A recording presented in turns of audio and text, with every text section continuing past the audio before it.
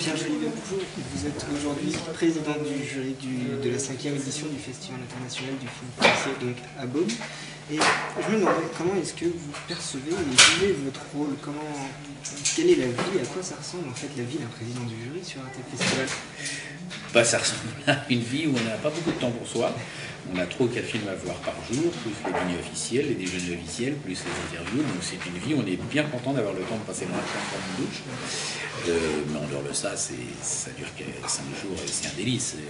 C'est une mission toujours amusante et agréable. On est là pour jouir des films qu'on voit, pour partager notre joie. Donc c'est que du bonheur. On entendait tout à l'heure justement avec Vaïla Andjoukanité qui est dans le jury, c'est un peu une grande famille. Vous vous retrouvez telle une famille pendant 5 jours de festival, avec peut-être des coups de gueule de temps en temps? Non, du coup de gueule on n'en est pas là, ça va peut-être arriver dans la négociation finale pour donner le prix, mais vous savez, le cinéma, on est un monde très particulier, on se voit beaucoup, très proche, dans des périodes très courtes, on noue des liens très forts, et puis hop, après, chacun repart, donc il faut avoir cette disponibilité d'être avec les autres. Enfin, moi, je pense ça avec beaucoup de légèreté, de décontraction, mais en même temps, il faut faire ce qu'on a à faire. Enfin, je veux dire, je ne veux pas croire que je suis président de la France, parce que je suis président des rencontres, vous voyez, du festival de Beaune. Il faut prendre ça avec humour et légèreté quand même.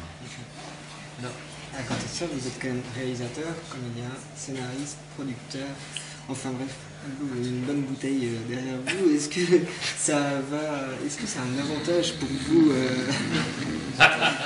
Est-ce que ça vous apporte un regard plus critique? Ce qu'il y a de bien à Beaune, c'est le vin. Non, plus je sais pas. En tout cas, j'ai fait beaucoup de métiers de ce métier, mais je suis plus comédien depuis très longtemps et c'est la mise en scène qui m'intéresse. Mais je crois qu'on ne peut pas durer dans cette profession si on n'est pas capable de retrouver la virginité, la fraîcheur de notre premier film, de notre première expérience, parce que sinon on s'ennuie très vite. Et là, quand je m'assois dans la salle, je retrouve... j'essaie de rien lire sur les films qu'on voit.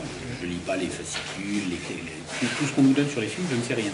Le plaisir des festivals, c'est de s'asseoir, puis l'écran s'ouvre et on ne sait pas ce qu'on va voir, on ne sait pas l'histoire, on ne sait pas qui l'a fait. Et ça, c'est à chaque fois des voyages très très amusants. Et c'est quand même un univers assez noir, assez sombre.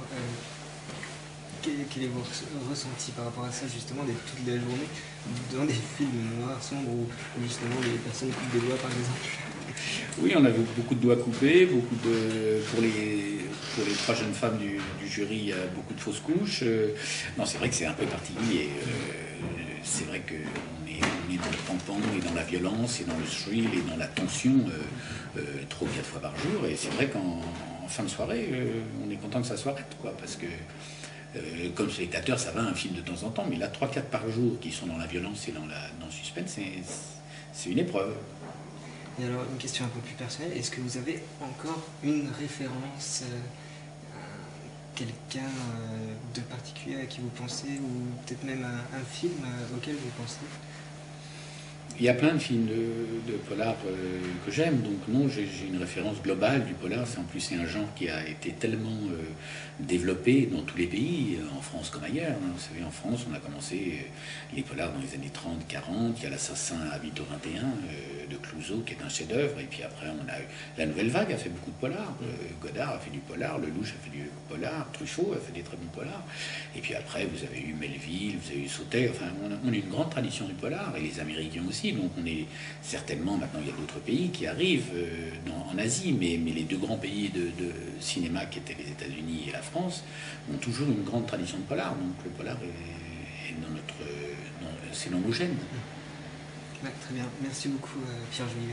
Je vous en prie.